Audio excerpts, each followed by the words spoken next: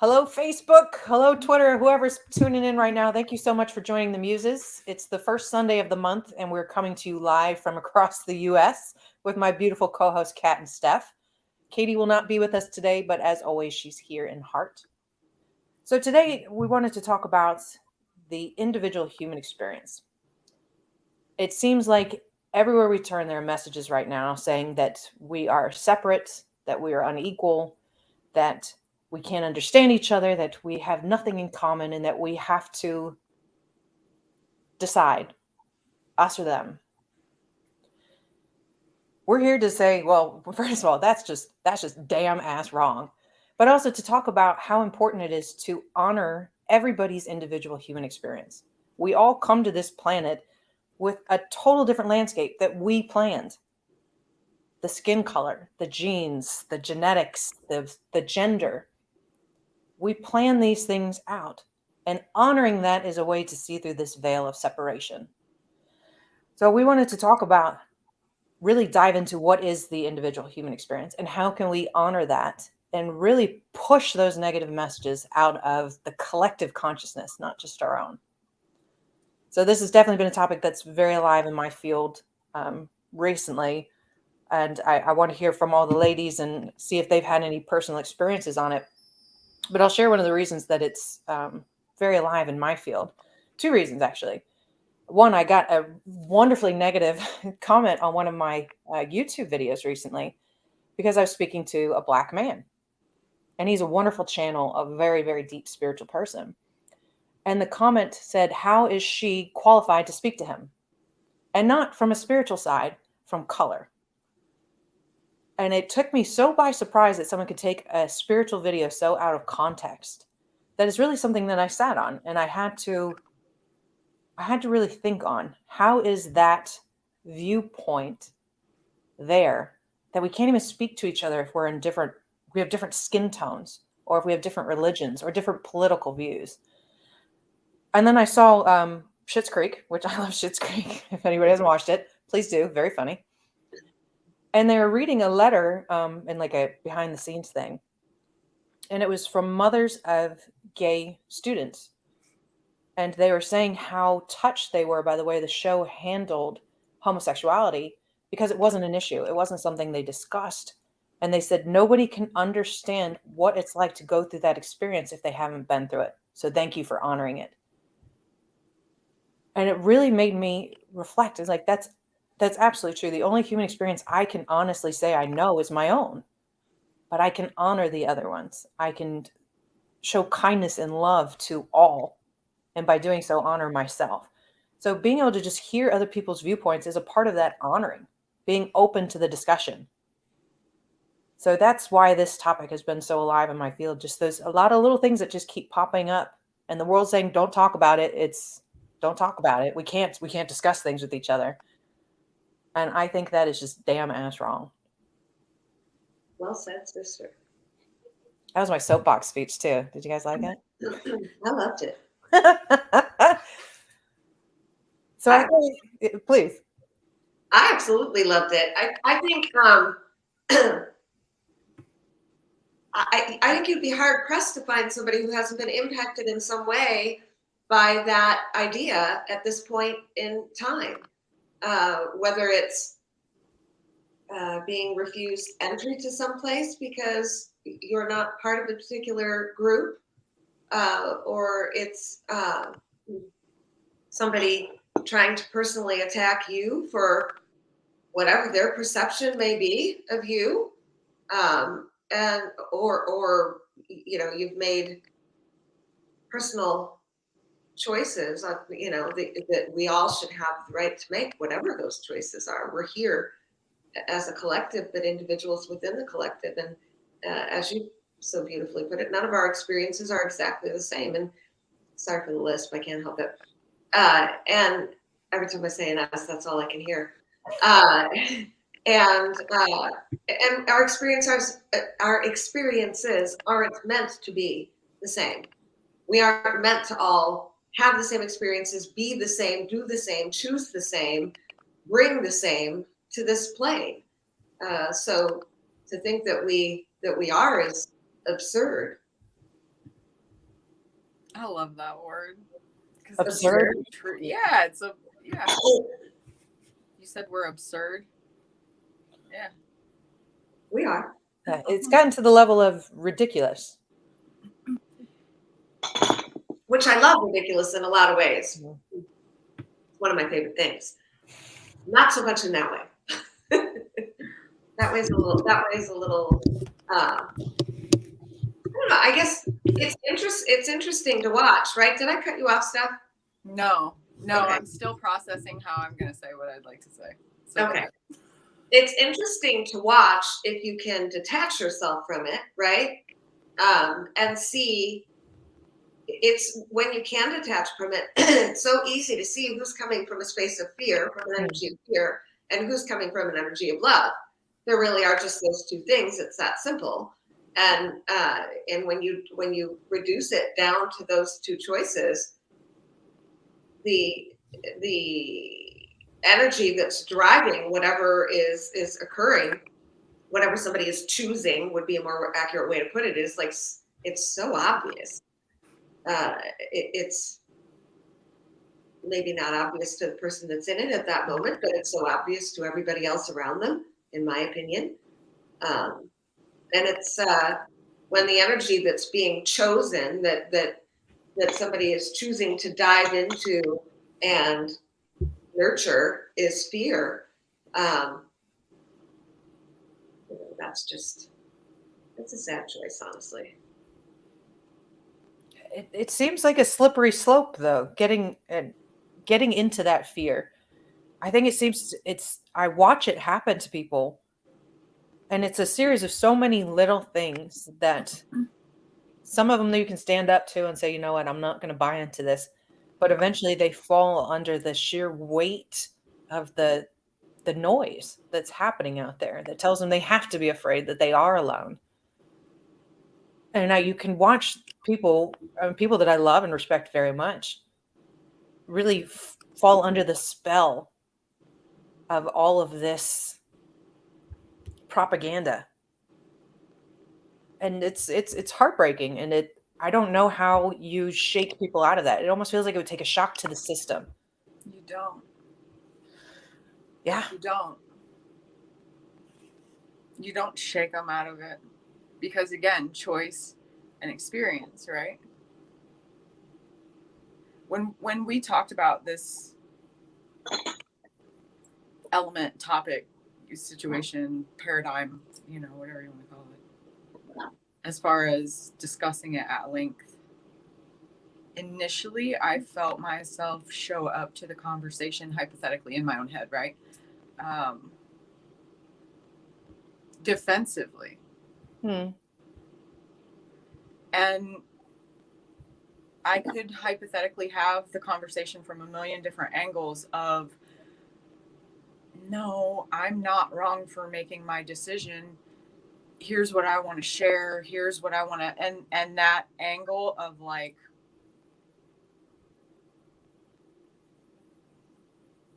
what's the right word? Like wanting to help people shift by truly expressing in my own way authentically, and still being so completely frustrated that it's not received. Yeah.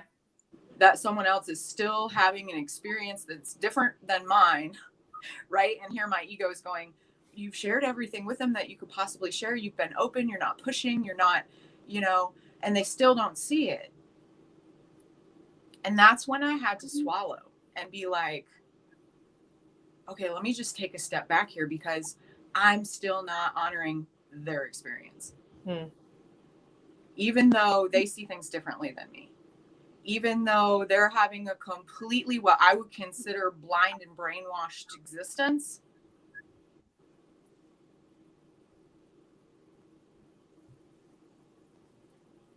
It smacks of the same energy that's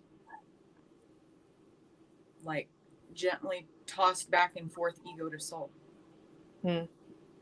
Because how do you see one without the other? And then I'm having this like deeply reflective internal conversation about right and wrong, right? and who sees things the right way, and how do we, and then it's like, wait a minute, there is no right way. They're showing me something completely different just by virtue of the fact that this extreme dissonance exists between our experiences. How could I possibly understand or even be able to embody my own truth and voice without that reflective story taking place of difference, of defining me by what I'm not and what I am, and having a comparison and relative bliss in that? Does that make sense? Yeah, complete. And then it's like, wait a minute, okay, we've got to honor. It's not a matter of defending my position and my experience. It's a matter of honoring everyone's experience, even though my ego in the moment will sit and go, oh my God, you're so fucking stupid. That is ridiculous. How do you even see it that way? Yeah. And it doesn't matter what we're talking about. It doesn't matter what thing, what topic, whether it's a current event or somebody's definition of moral compass. It doesn't matter what it is. If I've got that inner voice, that internal voice still inside of me going, oh crap, how did they not see this? Then I stepped away and out of that space of really, truly honoring a dissonant experience from mine. And there's so much beauty in it. I've honestly found myself in a place of man, it's like, as much as I would not make the decisions that I see a lot of people around me making, some of those people I consider highly intuitive and connected. And so there's a huge amount of dissonance and acceptance in that combination of being able to deeply relate to someone in their level of consciousness and awareness and connectedness to all that is, and then to make a decision about something, whether, insert any topic you choose, to make a decision that my internal voice, my personal experience says contradicts everything else that is aligned between us. It's a weird place to sit. And then to be in a place of deep respect and acknowledgement that you get to have your choice in your experience. I don't have to agree with it. And what is right or wrong? No such thing. Nope. Unless, of course, I do think that there's no such thing as good or bad. I do think sometimes there is such a thing as right or wrong. Not a right or wrong choice necessarily. Right. It depends. Like, you could take this back to 18 different layers, but I do think that it is not right to trample somebody else's freedom. I don't think it is. And that's kind of what you're saying. The freedom of choice that is supposed to exist, that does exist, and is supposed to exist on this plane in all the ways, in all the places. It's why this experiment works, right? And I think it's so interesting that you're talking about that, like, everything that you said, I completely agree with. And when you talk about, like, people that you know and respect, like, I think it becomes cloudier almost with people that we know or that we know well. The closer it gets to us, I feel like oftentimes the cloudier it gets, because I think it's very easy to see other people that we don't know. To see, for me anyway, to see what's operating there and what's not operating there. It's one of the things that I get a lot of information on. But the closer you take that to me, the cloudier that can get for me, because I am, I'm tainted by my personal experience, so to speak, or I'm not even tainted. That's horrible. I'm formed. I've been impacted, right, by my personal experience, and so my lens is, when it comes to me, like how I saw particular things occur, is going to impact, my experience, my perceptions, whatever, in my lifetime. And so it becomes, the more we care about a particular person, I feel like, the harder it is sometimes to make that choice, to sit in that space, to let them do their thing, because it does also impact us, if it's somebody that's a big part of our life. One thing that came into my mind when you were talking was the divinity of everybody's experience, really, right? From the being who chooses to come here as a beetle, to all the other forms of life that are quite a bit larger, not any more important, but quite a bit larger. And I know a lot of people won't agree with that, or maybe some people won't agree with that. I don't know, but I don't believe anybody's life is more important than anybody else's. And without all of them, we don't have this experiment, this experience, the way that it is. So without the people who are on one side of a particular position, there is no other side, and there is no, opportunity for, Chris, you mentioned propaganda and propaganda, misinformation, leading information, fear mongering, all the stuff that's going on, censorship, all of the stuff that's going on right now. It takes something to find the place to stand in that and address what you can address in an appropriate way when it's asked for, right? When you can, when somebody wants to have the conversation. There's no point in having a conversation with somebody who doesn't want to have one, who doesn't want the information, who hasn't asked for any kind of help or assistance or clarity or anything, or just curiosity, whatever it might be. And then there's also, whether they've asked for it or not, the conversation, like assuming they ask for the conversation, I guess is what I'm saying. If somebody wants to enter into the conversation, not only honoring their choice and because they get it, they're them, they get to choose for them, but also honoring the fact that they are divine, and their journey is divine, and we are headed somewhere because all of this is happening. It doesn't necessarily. This is the dance that happens. What I'm about to say proves what I'm trying to say. I was going to go. It doesn't necessarily make it okay what the people in power are doing, right? It doesn't make it okay. The kind of, how is it not okay? Also, like if that's the dance that gets us to another place, it's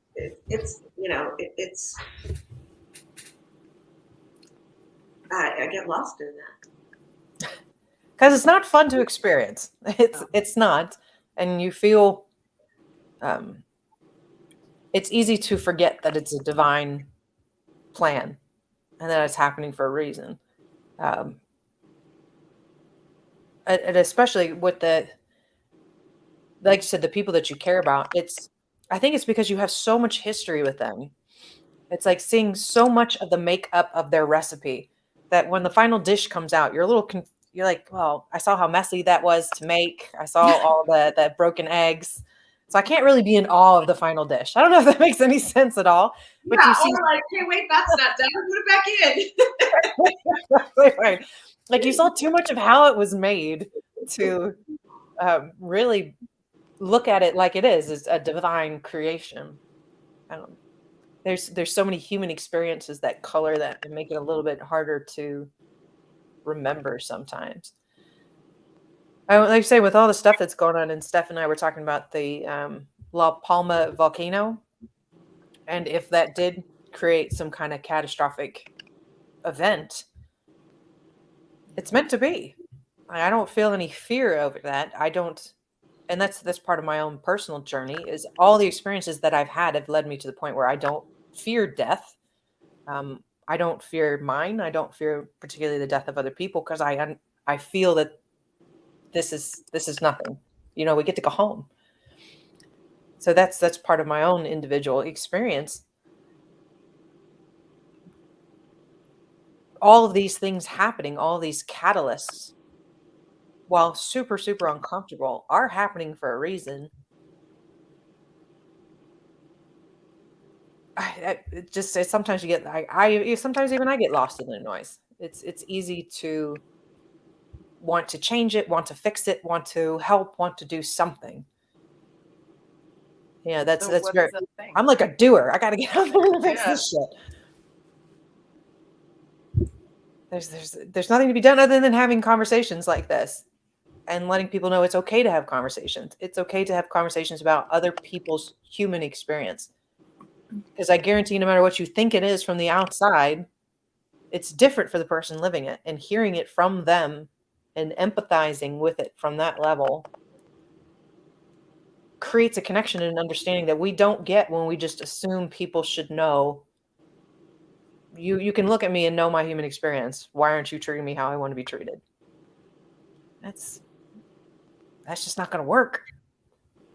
Yeah, I mean, who can look at somebody who on this earth, no matter how intuitive you are, I don't care who you are, I don't care what you bring to the table, who on this plane can look at somebody and know all of the important things to know about them, know how they got to where they are, know what's driving them, know any of it. Really. I mean, the stuff that forms a person's experiences, and those things matter, and those things should be honored. They are to be honored. They are, it's the whole. I think Katie made a comment when we were talking about this, messaging about this, right? About to walk a mile in somebody else's shoes. Yeah. Who are you to say that if you walked a mile in their shoes, you wouldn't be in the exact same place that they are? Or maybe a place that you would judge as being, worse or whatever. We often don't honor all that's there to honor.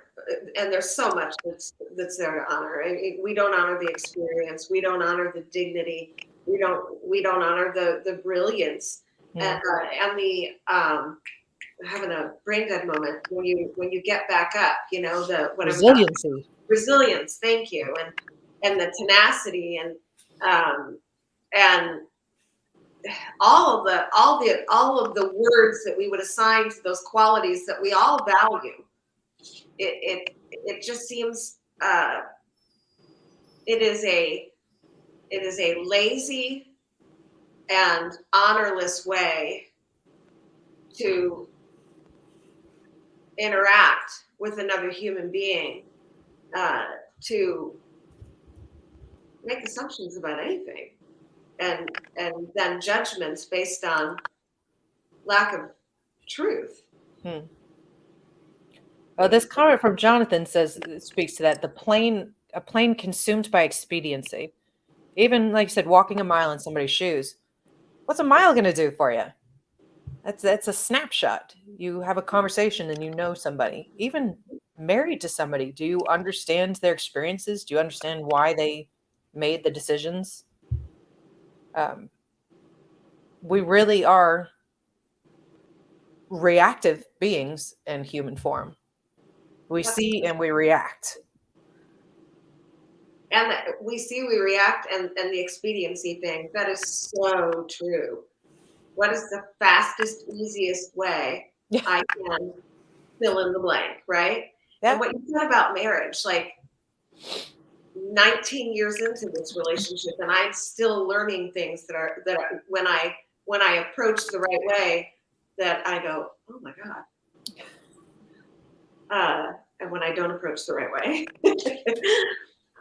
totally different result. But it's, and I keep feeling like this heaviness in my heart. It's the idea of feeling versus thinking, feeling versus understanding. And I don't know if that, I don't know why I keep feeling that way. But seeing somebody and feeling them, you don't have to know about their experiences. You don't have to understand why they did things the way that they did. You feel their heart and you feel their divine essence. And I guess the rest just doesn't really matter. In other words, like the whole rest of this plane, like the whole rest of the natural plane, right? We humans are the only ones on this plane that are handicapped with words, truly. And it's such a cool invention and such an interesting idea and way to experience the world, because it allows for so much ease in some ways and so much difficulty in other ways. It's just I don't know, it's less of this and more of this. Even, I mean, we've all said this a million times, like even when you're receiving information and you're trying to share it, or you're, not trying to, sharing it with whomever, trying to put it into our human language just dirties the message almost always. I find myself frequently having to choose 5 different words to kind of create a ball of words that will sort of give it the meaning that it Get in the area. You're trying to like triangulate the meaning. Totally. We don't have them for a lot of what exists on the other side of the plane. Those ideas, we don't have words for those things oftentimes. And so yeah, words handicap, words, that time between experiencing, we all experience this, right? You feel somebody first, and then they open their mouth, and then you go, that doesn't make sense. That's not who I felt. That's not, something's not right there. And we have that dissonance in almost every arena here. Like in everything that we do, there's certainly opportunity for that dissonance to show up. There's the who I am and the what I want, and there's the what I'm willing to say to you, right? And there's or share with you, and so we could fix this real easily. Let's just all revert to nonverbal communication. Revert and grow into. Oh, I mean, that's an interesting point. And I'd heard, and I can't remember who the channel was, but talking about the choice to come to Earth versus incarnating somewhere else. And they talked about the challenges of the other planets that were available for evolution, and physical challenges, metaphysical challenges, intellectual challenges. And they described Earth as having all of the challenges wrapped together. It was like the crucible of educational opportunities, because you get so much diversity and so many wonderful limitations. We have different languages, we have different genders, we have different skin tones, we have different ethnicities, we have different religions, we have different everything. And now they're saying, okay, remember that you're one. Good luck. Good luck to ya. Get it done. Remember that you are all divine beings. That's brilliant on a divine level, on a creator level, to create that perfect space, safe space, to learn those lessons at the most challenging and difficult pace possible, which would be like the human lifespan. Can I interject one thing? Yes.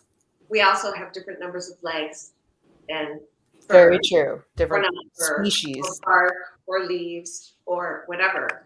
I just want to interject that into the conversation, because there are beings that are choosing to come here on purpose and participate in things that are horrifying, really. I mean, if somebody said to you, you're going to experience that, you'd be horrified.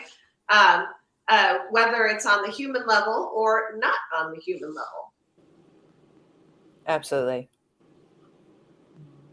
So being able to step back and see it from that ideal of divine makeup and intentionality and having purpose behind every little thing, whether it's claws, paws, or leaves, it's perfection in creation. Being able to see that, feel that instead of even needing to find the words for it in order to connect. It was like Nancy was saying the other day that she was sharing an experience about connecting with a cat that she brought into her home who had kittens, and the cat is what we would identify as feral. And the getting to know each other, I guess, the sort of, how that whole thing is unwinding, and I just think the development of relationships, in all the ways, the development of relationships it's so incredibly interesting, and it's going back to Jonathan's comment, the expediency. We rush everything. We always want to make everything shorter, faster, more condensed. Get on with it. Get on to the next thing. And that doesn't work when you're trying to get to know somebody. It doesn't work when you're sharing something of import, right? When you're having an interaction that matters, I think it could be argued that the most important thing is to slow down.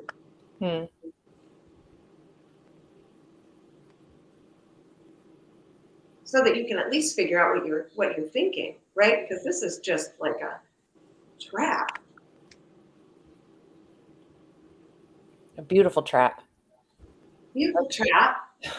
And a trap. or lots of minefields in there, lots of potential designed that way, in fact, right? And beautifully designed that way, you're right. And take something to master what's going on there, to understand it, be aware of it, and master it.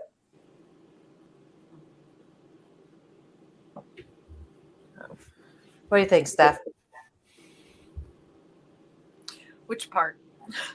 All of it. Just start going. Whatever rises to the. I had this thought. I've had a couple of thoughts. Back to what you were saying, Kat, about, man, this is really rolling it backwards here a minute. But you mentioned, in not so many words, the frustration of watching people make choices that they wouldn't make if they had the full data set. And I guess that just summed up what my thought was around it, because Joe and I were talking about it yesterday. We were on a walk, and just talking about how hard it is to watch some of the things that are unfolding on the planet right now, and what do you do, and how do you show up, to make a difference, and how much energy do you put into making a difference, also knowing that information is going to find people who are open to receive it anyway. I don't know. There's just all these elements, right? And, kind of tossing it back and forth.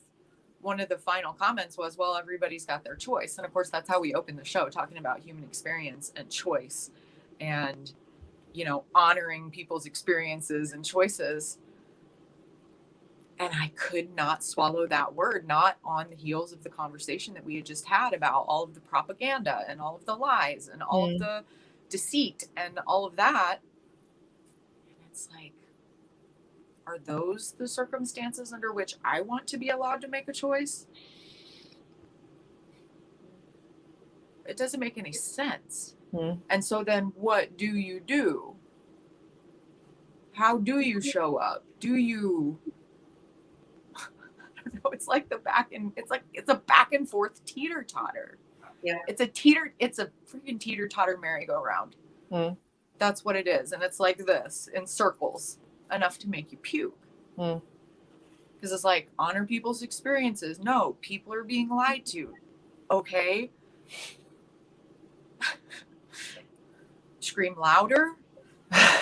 Have a different experience. Let them have their experience and learn it anyway. Throw your hands in the air and say it's all divine, which is sort of contradictory in and of itself. You know, it's like, it's all divine. Everything that's happening is just happening as it was meant to happen. I'm here frustrated, and I was clearly meant to be frustrated about it. You know, do you just swallow it and go, okay, this is what we're doing. This is. I got it. Go. You have the answer? Holy shit. I got it. I really did just hear this. The recognition of the divinity of the experience, I believe, is meant for the macro level. I believe that our interaction is required in the micro level. Our interaction. Yeah. But then it comes back to, and yes, I totally agree. I know that's Elise, because she said empathy. What'd you say? Empathy. It said empathy, really big. Yeah. Which is always required. I find myself having empathy and also being frustrated for people on their behalf. You know what I mean? It's like, I find myself sitting in this space where I'm like, okay, we're going to get all zen out, and I'm just going to love the planet, and I'm going to love everybody on it. And I'm just going to give this whole fucked up mess a big hug. Seriously. That's what I'm telling myself. Right. Yeah. And I'm going to love the hate. I'm going to love it because it's showing me something and teaching me something. I'm going to love the deceit that's happening on the planet. I'm going to wrap it in a warm hug because relative the deceit, I understand truth. I'm going to love the war and the disruption and the chaos because they are as divine as the order and the peace and the bliss. It's like, it's a mind fuck. That's all I got. It is such a mind fuck. I'm glad you said it. Yeah. I was going to say it, and then I was like, should I say that or not? It is. It's I like the way you describe it too, because I feel that way all the time. And I think anybody who feels called to do something, to make changes, to stand up for what they believe in, feels that same frustration. Like, at what point am I pushing too hard? Can't save people from themselves, but am I supposed to save nobody because it's their divine mission? Do I only take care of myself and give out metaphysical hugs because I can't touch you? I might ruin your journey. It really is this weird. Maybe that's part of it. Maybe that's the best part of this divine mindfuck is you don't know if you're supposed to be interfering, if you are interfering, or if you're meeting your soul journey. I think we can't interfere. I think there is no such thing, just like there's no such thing as coincidence. I think that in the moment, as I sit here and argue with myself about how to show up and when and what to say when I do, I think the divinity in that is moving through me to deliver whatever needs delivered to whoever shows up to listen to me when I do finally decide to open my mouth. I'm not going to add a syllable to that. I think it was perfectly said. And I think that is equally as frustrating as all this other shit that we're talking about. Because I find myself, and I feel Chris, I'm feeling the energy of what you're saying. It's almost like, okay, I got so much I want to give and so much I want to do, but in the back of my human mind and my experience, I'm processing and breaking down how much of my motive to do and show up is ego and how much is soul. And yes. And then it's like, no, gotta quit all that. Yes. Gotta quit all that and cut the strings and get back to that deep inner soul experience. Did somebody say something funny? Who needs to Yeah. say Who wrote that? I can't That was see. Jonathan. He's super right. We're like full on philosophical conversations going on up here. I'm never bored. Never bored. No doubt. And I was talking to Elise about this the other day. It's always easier when somebody else brings this to you to feel the truth in these words than it is when I say it to myself. But she was talking about, the stress that's coming with her mission, that fear that she's not working fast enough, that she's going to lose people, that there are people she was already meant to help that she missed. And I 100% understand that feeling. And it totally contradicts everything that we're talking about here, because it's all part of the divine plan. If you were meant to help them, you would have, whether you showed up or not. But you got to keep. And let's showing not up. forget that none of this experience is linear, and you still might.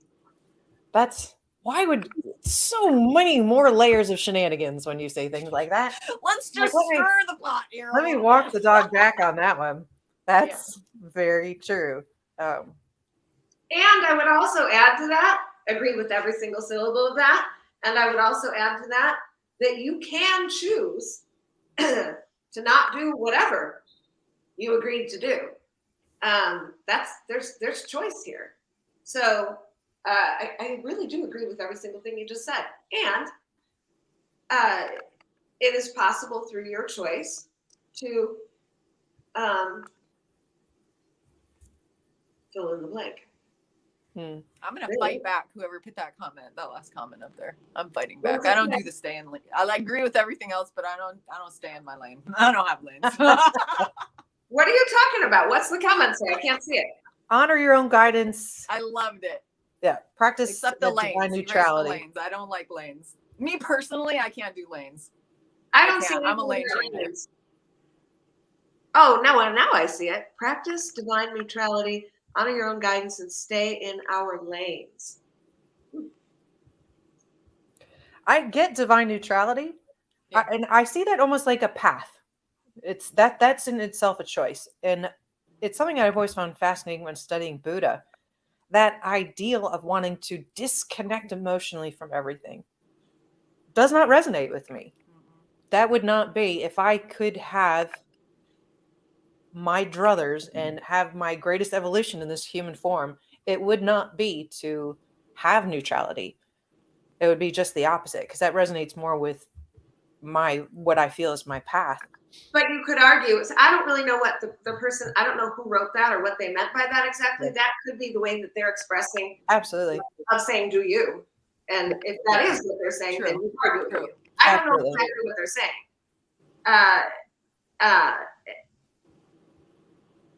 I don't really have I'm kind of all over the place. Do I have a lane? I guess I have lots of lanes. I think we all have lots of lanes, or a broad, a broad canvas. You could rephrase it, enjoy your divine path. Yeah. Dig into your divine path. Enjoy it. Make it an adventure, the road trip of a lifetime. Stephanie bringing the boom. Mic drop. Yeah, we talked about the mic drop. But all of this and the conversations that are going on in the feed are exactly what we're talking about. Being able to have these conversations, and even if you don't have a lane, you honor the heart of what they're saying, regardless of whether it resonates with you or not. It really doesn't matter. It resonates with that person. So being able to have the conversation allows us as a community in this human form to take a very positive human step on our spiritual pathways. So it's both positive on both sides, human and spirit. Yeah. And just being open to discuss it. I know we've said this many times in the past. The four of us have very different backgrounds, very different perspectives on things. And it's one of the reasons that these things are fun to do. Because I have no idea where you guys are going to come from in your comments or whatever. But I love getting to feel them and getting to see your divine wisdom play out in real time. And so anytime people aren't willing to have these discussions or shut themselves down from those experiences, that's a missed opportunity to be able to experience somebody else's divine wisdom. Don't have to agree with it, don't have to like it, just have to allow it. It's always a way of us honoring each other, to be able to speak openly and honestly about how we think and how we feel and what we've experienced. It's a gift for someone to be able to do that with you, to give you that level of trust and openness. And not one that we should take lightly as the receivers. No, and I think, can I just say, because I think a lot of us have a lot to learn around this, is depending on what it is you're talking about sharing, I think a deep share, an open share is earned. Absolutely. Not just lobbed out there, right? It's earned. And when we recognize that, and that doesn't mean we withhold everything from everybody until they earn something from you. But the deep shares, the shares, kind of like the way the rest of the plane functions. And I'm not going to get into all that, but just earn. A share is earned, and and when there is a share, a deep share that's offered, it's easier to honor, I think, when there's a realization that it's been earned, when it in fact has been earned. And if it hasn't been earned, that's interesting. I mean, really, that's interesting. There's a whole lot there to unpack. I think. I'm gonna go off on a tangent. I like that lane. That's a lane I would ride in. Staying with your own guidance and honor others to be within theirs. Yeah. So disclaimer to my comment. Every time I hear that phrase, stay in your lane, it's related to think platforms. It's related to healthcare or education or whatever. And it's like, no, you're not allowed to go outside of your area of expertise. That's it's also usually. So I have programming around that phrase that's like, no. But that explanation that was just up on the screen, I really like that. I like that also. It's just to add voice to what you're expressing. It is a phrase that is almost exclusively used, or at least I'll say frequently, that is frequently used to judge people, to control and diminish. Often. But I felt something different coming behind that. That's an interesting segue or another conversation. Things that trigger that type of emotional response in you, especially if that's not the intent behind it. And I remember, Steph, when we did that warrior show, like talking about what a warrior essence was, you'd mentioned that as well. You're like, the minute you heard it, you had kind of a, whoa. I recoiled on myself. Right? Yeah. But once you unpack that, especially from the point of view of whoever has brought it to the table, it allows that trigger to unravel. But the fact that it's there is still something interesting to go into and to really think on. Like, where do these triggers come from? Part of the human experience as well. We all have such weird is the wrong word, individual triggers that a phrase, something simple, it makes you feel a sort of way. And you know what? I would like to suggest a different word. I think I've said this once before. But then trigger. I think the word trigger itself is a trigger for you. Is becoming charged in some way. Yeah. It's so common. Everyone's using it, often as an excuse for bad behavior. And it underscores for me the import of slowing down, taking a breath, and seeing what's going on in here. address this first, always, all of it, and then or address it out loud. That's fine too. But address it. Be aware of it, right? Be aware of it. Like Steph is completely aware of what's, be aware of what's there. So, because I feel like if we all did that, most of the stuff would just disappear. And this is the comment from Izzy here is very interesting. And trigger could 100% mean something different depending on how it was used. The word, it can trigger something good. A smell triggers an emotion. It triggers that feeling of love. And I just had it the other night. Fireplaces and cold weather. It always just brings me back to being a kid, and that's something about it. It makes me feel so warm and comfortable, and it's like one of my favorite experiences is being out in the cold and smelling a fireplace. I don't know what it is about it, but it triggers something really positive for me. I do think so. This is I'm just devil's advocate, whatever. I feel like trigger. It's fast. It's violent. Usually, I mean, an actual trigger is a violent action.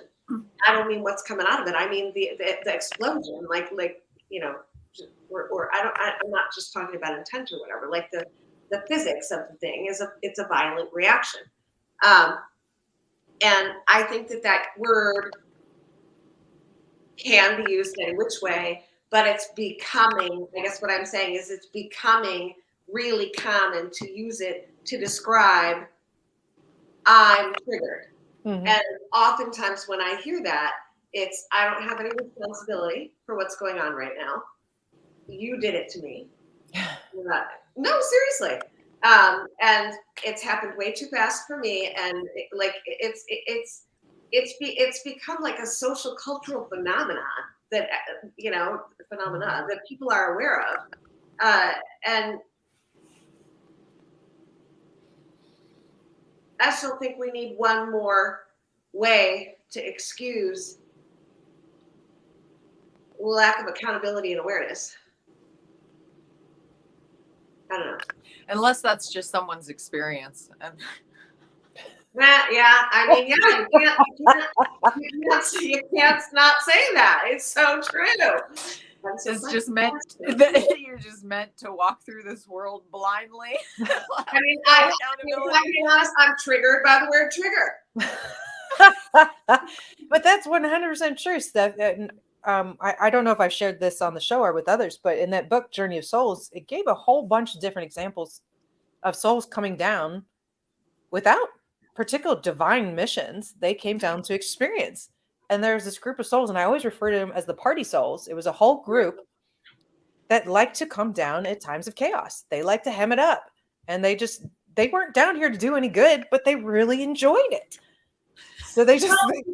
But you could argue if they're participating in the experiment, they absolutely are. They're like, all right, they need some chaos to make change on a global level. Let's go do it.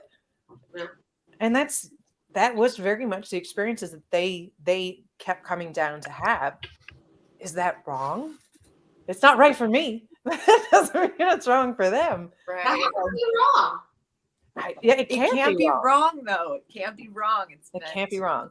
And that unpacks like the conversations about Hitler and Attila the Hun and all of those. And honestly, even Donald Trump, these massive people that... And Biden. And Biden, absolutely. These people that polarize and create chaos and fear on such a global level are there for a purpose. They were born with those mentalities and that mission for a purpose. We might not understand it. No, I definitely don't understand. What did you just say? I didn't hear what you just said. Steph. Me? Yeah, you. I know that was the whole thing that I just did because I just got struck with this thing. You said humans. And this is what I may be going way off topic now. But anyway, we are here talking about the human experience, and there are beings on this planet. Did you see on I don't watch MSNBC, but I saw the clip where they announced the presence of reptilians and started naming people. I'm not lying. On MSNBC? Really? Yes. What did they say? they named the Clintons and Justin Bieber and some other What? people. Were they making a sarcastic? No. I don't get it. I know. But so anyway, you mentioned yeah. Well, I've absolutely seen those conversations. The reptilian conversations is actually a really old one. Yeah. Not on MSNBC. Not on that's different. a fairly new topic for that platform, I'm pretty sure. That would be a giant leap in understanding. Yeah. For any news organization to start discussing the presence of external influences. What the? I can't wrap my head around it. I'll send you another video that I found. It literally, maybe I can post it here in the group. It's a man videoing from his car, and you can see all of these emergency vehicles on the sides of the highway. It's like it's massive. It's like an interstate somewhere or something. I don't know where he was recording from.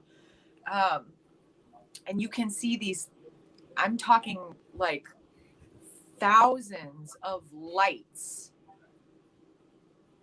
moving in this massive spread of no particular order. It's just a body of lights moving across. So, like, are you describing UFOs? Hold on, I have to close my door because my dog. Yeah. Yeah, I'm totally describing UFOs. It even says UFOs at the top of the screen, but it's like, what else? There's small all together. I'm going to put it in the group. So, because now I'm talking about it here on the show. So it's like, people have to see this, see the actual footage, feel the footage. We've been talking about feeling things and having experiences. And it's like, what comes through for you while you're watching this? I'm curious. Yeah, I see this one. They called Jeff Bezos a reptilian. Oh, yeah, that's the Amazon guy.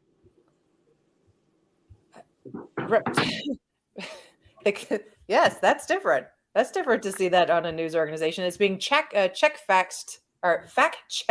by USA Today. I mean, I would be surprised to see that anywhere. Yeah. But particularly surprised to see it by arguably, one of the organizations that is still the most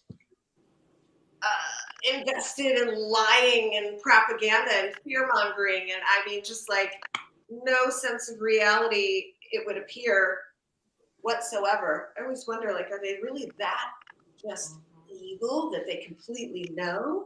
I think the answer is yes. But that's my personal digression. Sorry. Are they evil, or are they just having their divine human experience? Well, all of the above, right? And that's what brought up the reptilians, because it's like, if we're having experiences alongside others who aren't having human experiences. I think that's absolutely true. And I had this conversation with somebody about dolphins and several other animal species on the planet being advanced species that they're not here in the same essence as some of the other species are. They're here to help guide and to bring different elements of energy in. The reptilians was supposedly the negative energy being brought in to provide that other side of it. I don't see why not. Yeah. Especially getting this close in the evolutionary cycle to where we are, whether that's 100 years, 1,000 years, I don't know. But at the end, it takes a lot of support to make those shifts. So I have no doubt. We'll have to talk about that another time, because I would like to see what other groups are reporting on this type of thing. Yeah. Me too. And I just realized it's afternoon. Yes, we've gone a little long. Interesting topic. I love this, Chris. This was Chris's idea. We'll talk about the alien experience next time we come together. We should see if we can include Rhonda on that one. That would be fun. Rhonda's like the alien caller-inner. Yeah, so I don't feel ready to close this out. I feel like it's all still rolling around. Any final messages? Just love, I guess. Hmm. I think it's so important that we slow down, that we love each other, or that we find a place of love within ourselves, love ourselves enough that we can interact with others in a loving way, I guess would be a more accurate way to put it for me. And I do think that it's so important to be able to share, to have conversation, not screaming at each other or judging each other, putting each other down, or not listening and just waiting to talk, but actually hearing the other person and honoring whatever their experience is and sharing. I think that does more to further what we're all trying to further than anything else does. And I can't remember what the quote is, or you don't, what is it? Somebody's going to know it. You don't change something. You can't change someone's mind, period. But you can help them to feel and help them to sort of open their heart. And that's really all that's required, right? For all of us, I think, is to be mindfully and in an open and aware way, appropriately open and aware way, feel our way through this experience, express our feelings, share with each other, realize that we are here as one, even though we're having individual experiences, and move forward in a way that is honorable for everybody involved. That's what I would say. So Beautifully said. thank you. Thank you for joining us. And we will be once a month, I believe, at this point, first Sunday of each month.